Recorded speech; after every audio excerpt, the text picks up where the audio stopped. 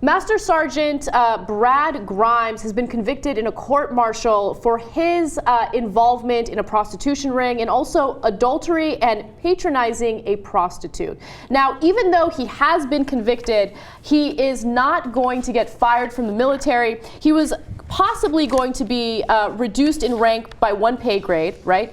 He was supposed to be face 1 year in confinement, and he was also going to lose his rank and go down to a private. But however, the only thing that's going to happen is he's going to experience a reduce in his pay, and he's still going to be an active part of the military, even though he played a role in a prostitution ring. Now, let me give you some more details about that prostitution ring. It turns out that he and Sergeant First Class Gregory McQueen would coerce female privates into becoming prostitutes, and they've been sleeping with them.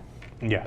All right. Now, in the beginning, when I saw the story, prostitution sting, I was like, let him go. Let him go. I don't care who he slept with. They're like, don't. Yeah. Okay. So they, basically permitted him to be in the service, but they, nicked his rank. His pay and his rank. Yeah. It's I don't think they should have even done that until you hear the details. Now, did you hear what Anna just said? The privates would come to them, and they would convince these people who they were the superior officers to become prostitutes. And guess who they would sleep with? First them, and then other superior officers. There's a couple of things I can imagine that's worse than that. Yeah. And this McQueen guy was in charge of the unit's sexual assault prevention. So he's in charge of sexual assault prevention.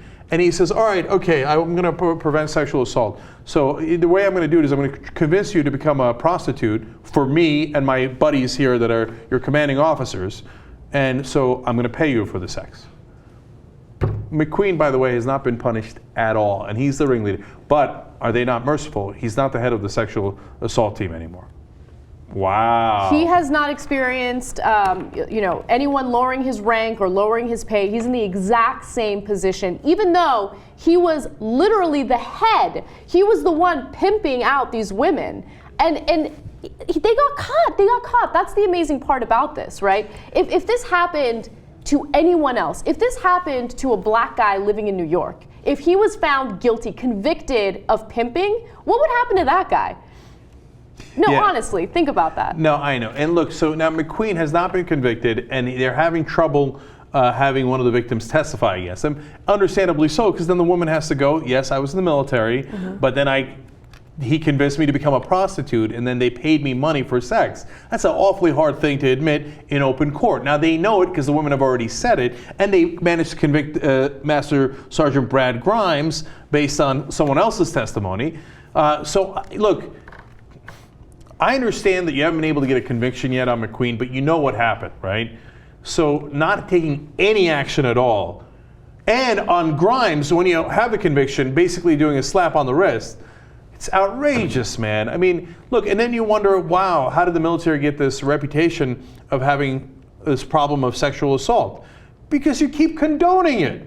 Yeah, that's the worst part about this. I mean, that has been a really big problem within the military, and higher ups in the military will say, you know what, this is a problem that we're dealing with now. We are putting, special, basically panels in place to make sure that we prosecute these men appropriately. But oftentimes that doesn't happen. A lot of times these women have to report to their superiors, and those superiors are the ones that are guilty of sexually assaulting them or coercing them into becoming prostitutes. It's a really big problem within the military, and this very male-dominated mentality still exists there. It's really difficult for women to be part of the military. Man, you gotta do something about this, man. This escapes all bounds of reason. And by the way, one of the reasons that they were able to convince, trick, goad the women into prostitution, remember, they're their commanding officers, so there's a huge element of power there that they hold over them. Number two, it's because they get paid so damn little. They're like, look, we pay you so little, so maybe you should have sex with us for an extra little bit of change. And that's the guy who's in charge.